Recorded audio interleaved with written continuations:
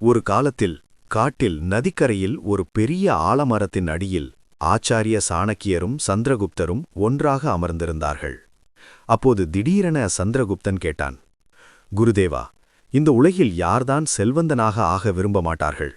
எல்லோரும் கடுமையாக உழைக்கிறார்கள், செல்வந்தனாக ஆக எல்லா முயற்சிகளையும் செய்கிறார்கள். ஆனால் சிலர் குறைந்த உழைப்பில் செல்வந்தராகிறதை நான் பலமுறை பார்த்திருக்கிறேன். ஆனால் ஏழை கடுமையாக உழைக்கிறான், வியர்வை சிந்துகிறான். இருந்தும் அவனால் ஒருபோதும் செல்வந்தனாக முடியவில்லை. உழைப்பால் மட்டும் பணம் சம்பாதிக்க முடியுமா? செல்வந்தனாக முடியுமா? சாணக்கியர் புன்னகைத்தார். நூற்றாண்டுகளின் நீதி சாஸ்திர ரகசியங்களை காத்து வைத்திருக்கும் ஒரு தேஜஸ் அவரது கண்களில் இருந்தது. அவர் சொன்னார், சந்திரகுப்தா, வாழ்வில் எப்போதும் ஒரு விஷயத்தை நினைவில் கொள். கழுதையும் உழைக்கிறது, கழுதையும் பெரிய சுமையை சுமைக்கிறது, இரவு பகல் கஷ்டப்படுகிறது. ஆனால் கழுதையைப் போல உழைக்கும் மனிதன் எப்போதும் ஏழையாகவே தொடர்வான். புத்திசாலியின் அருகில் மட்டுமே லக்ஷ்மி வருவாள். ஒரு மனிதன் செல்வந்தனாவது உழைப்பால் அல்ல, தன் புத்தியால்தான். இந்த விஷயம் எல்லோருக்கும் புரிந்தால் அந்த நாளில் உலகமே மாறிவிடும் என்று நினைக்கலாம். எல்லாம் புத்தியின் விளையாட்டு. உண்மையில் செல்வந்தனாக ஆக உழைப்புக்கு 1% கூட பங்கில்லை. ஏனெனில் கூலி வேலை என்பது தன் மூளையை பயன்படுத்த விரும்பாதவர்களின் பங்கு மட்டுமே. நீ செல்வந்தனாக ஆகும் வழியில் இருந்தால் முதலில் நீ இந்த சரீர உழைப்பை கைவிட வேண்டும். உன் மூளையை எப்படி வேலை செய்ய வைப்பது என்று நீ சிந்திக்க வேண்டும். அப்போது சந்திரகுப்தன் சொன்னான், ஹே குருதேவா, தயவுசெய்து இன்று இந்த விஷயங்களைப் பற்றியெல்லாம் எனக்கு சொல்லித் தருங்கள். சாணக்கியர் தலையசைத்து சொன்னார், சரி, இன்று நான் உனக்கு இந்த விஷயங்களை சொல்லித் தருகிறேன். ஆகவே சந்திரகுப்தா, நீ என் வார்த்தைகளை கவனத்துடன் கேள். வணக்கம் நண்பர்களே, யூடியூப் சேனலுக்கு வரவேற்கிறேன். இந்த வீடியோவை கடைசி வரை பாருங்கள், ஏனெனில் உங்கள் வாழ்க்கையை மாற்றக்கூடிய சாணக்கிய நீதியின் ரகசியங்கள் இந்த வீடியோவில் மறைந்திருக்கின்றன.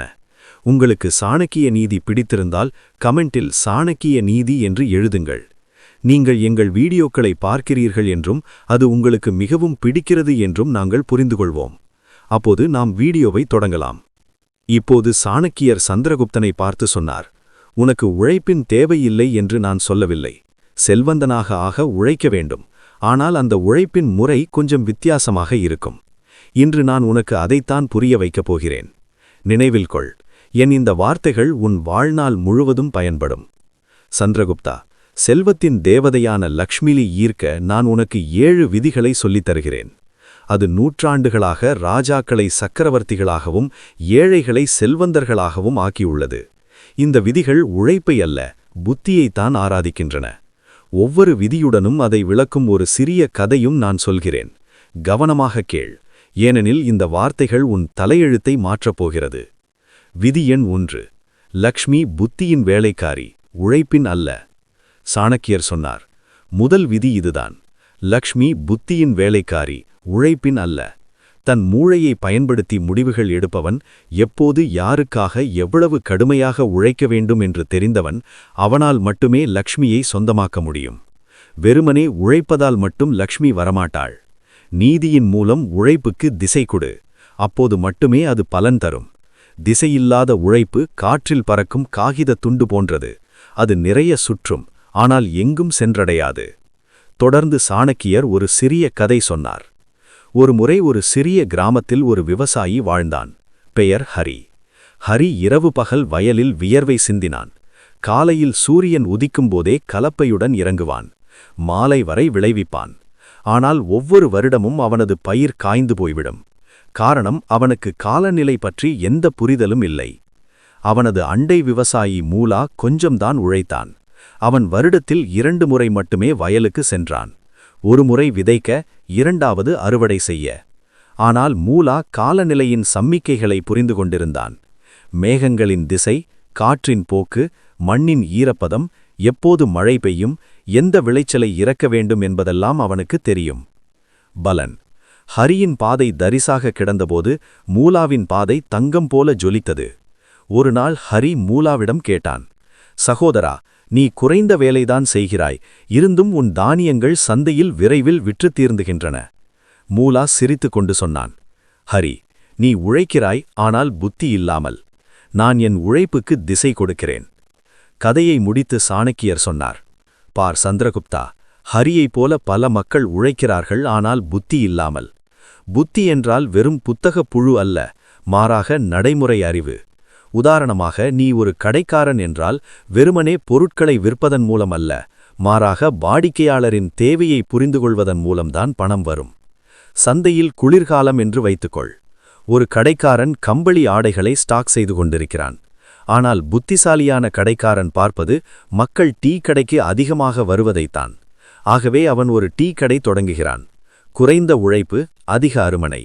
புத்தியில் செய்யும் முதலீடுதான் மிகப்பெரிய முதலீடு என்று சாணக்கிய நீதி சொல்கிறது. விதி எண் 2. செல்வத்தை அடைவதற்கு முன் தன்னை கட்டுப்படுத்திக்கொள். சந்திரகுப்தா, என் வார்த்தைகளை கேள். ஒரு காட்டு மிருகத்தை கட்டுவதற்கு முன் தான் வலிமையாக இருப்பது அவசியம் இருப்பதைப் போல 2வது விதி இதுதான். செல்வம் கிடைப்பதற்கு முன் பொறுமையும் நற்குணமும் வளர்த்துக்கொள். செல்வம் வருவதற்கு முன்பே தன் ஆசைகளின் வலையில் சிக்கிக்கொள்ளும் மனிதன் அவனால் ஒருபோதும் செல்வத்தை தக்க வைக்க முடியாது. தன்னடக்கத்தின் விளக்கு எரிந்து கொண்டிருக்கும் இடத்தில் மட்டுமே லக்ஷ்மி தேவி வசிப்பாள். கட்டுப்பாடில்லாத செல்வம் ஆசைகளின் அலைகள் ஒரு நிமிடத்தில் தகர்த்தழிக்கும் மணல் கோட்டை போன்றது. அல்லையோ ராஜகுமாரா, உன் ராஜ்யம் ஒரு பெரிய மரம் என்று கற்பனை செய். வேர்கள் பலவீனமாக இருந்தால் எவ்வளவு தண்ணீர் ஊற்றினாலும் அது காய்ந்து போகும். செல்வத்தை போஷிக்கும் வேர்கள்தான் கட்டுப்பாடு. கட்டுப்பாடு என்பது ஆசைகளின் மீது வெற்றி கொள்வது, ஒரு யோதன் எதிரியின் மீது வெற்றி கொள்வது போல. மனிதனின் மனம் ஒரு குதிரை என்று பழங்கால நூல்களில் சொல்லப்பட்டிருக்கிறது. அதற்கு கடிவாளம் இல்லை என்றால் அது குதிரையை எங்கே கொண்டு போகும் என்று எந்த உறுதியும் இல்லை.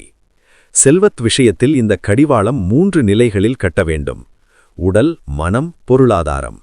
உடல் கட்டுப்பாடு என்றால் தேவையில்லாத உணவு அல்லது ஓய்விலிருந்து உடலை பாதுகாப்பது. உதாரணமாக, ஒரு ராஜா தினமும் அதிக உணவில் ஈடுபட்டால் அவரது சக்தி குறைந்து ஆட்சி காரியங்களில் சோர்வு ஏற்படும். கட்டுப்பாட்டின் மூலம் உடல் ஆரோக்கியமாக இருக்கிறது, அது செயல்படும் சக்தியை தருகிறது. மனக்கட்டுப்பாடு என்பது கோபத்தையும் பேராசையையும் கட்டுப்படுத்துவது.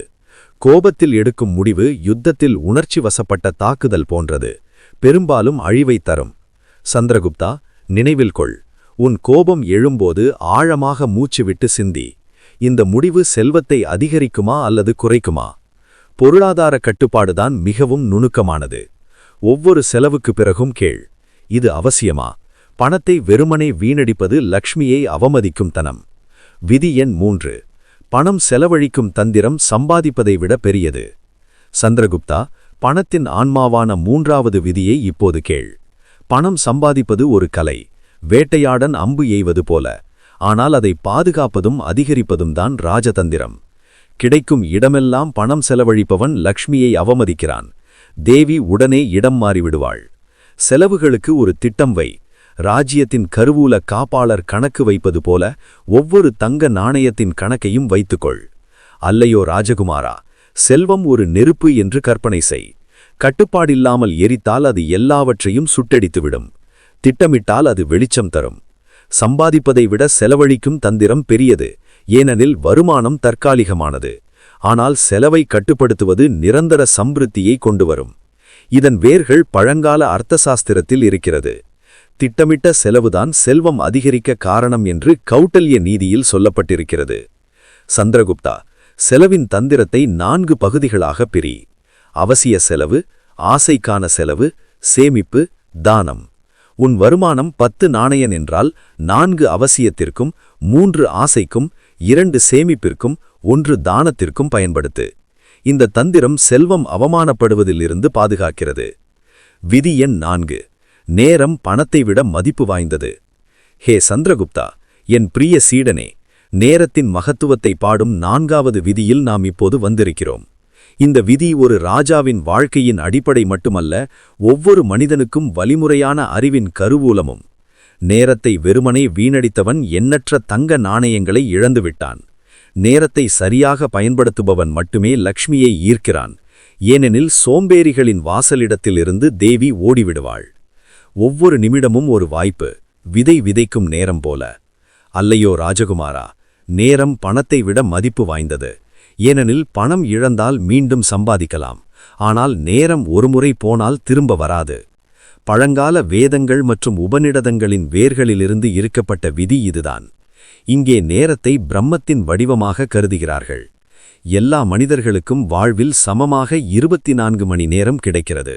ஒரு செல்வந்த வியாபாரிக்கு 24 மணி நேரம் உண்டு, ஒரு ஏழை யாசகனுக்கும் 24 மணி நேரம் உண்டு. வித்தியாசம் எங்கே? வித்தியாசம் பயன்பாட்டில்தான். ஏழை யாசகன் தன் 24 மணி நேரத்தை தேவையில்லாத விஷயங்களுக்காக செலவழிக்கிறான். சடையில் உட்கார்ந்து தேவையில்லாத சிந்தனைகள், தவறான கூட்டுறவு, நேரத்தை வீண்டடித்தல் அல்லது எதிர்மறை சிந்தனைகளில் மூழ்குகிறான். என் விதி மோசம், அதனால் நான் என்ன செய்ய என்று அவன் நினைக்கிறான். ஆனால் ஒரு பணக்காரன் விஜயஸ்ரீ, எளிமையான ஒரு ராஜா அல்லது ஒரு வியாபாரி தன் 24 மணி நேரத்தை வியாபாரம், தொழில், உற்பத்தி திறனான காரியங்களுக்காக ஒதுக்குகிறான். அவன் காலையில் எழுந்து திட்டங்கள் தயாரிக்கிறான், பகல் வேலை செய்கிறான், மாலை சிந்திக்கிறான். இதுதான் வித்தியாசம். ஒரு பக்கம் நாசம், மறுபக்கம் சம்பிருத்தி. நேரத்தின்